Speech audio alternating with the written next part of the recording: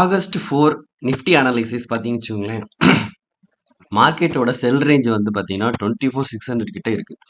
அது எப்படி சொல்ல வரேன்னா, ஆல்ரெடி இங்கே மார்க்கெட் பையா இருக்கு. அந்த இடத்துல ஒரு பிளாக் இருக்கு. அதுக்கு கீழே இருக்கு market. Okay. And then by range பார்த்தீங்கன்னு வச்சுக்கோங்களேன் 24,695க்கு மேலே தான் பை ரேஞ்ச். சரியா? ஏன்னா அங்கே செல் பண்ண ரேஞ்சை மார்க்கெட் ரிஜெக்ட் பண்ணி அகைன் செல் ஆயிருக்கான். அப்போ அதுக்கு மேலே தான் பை.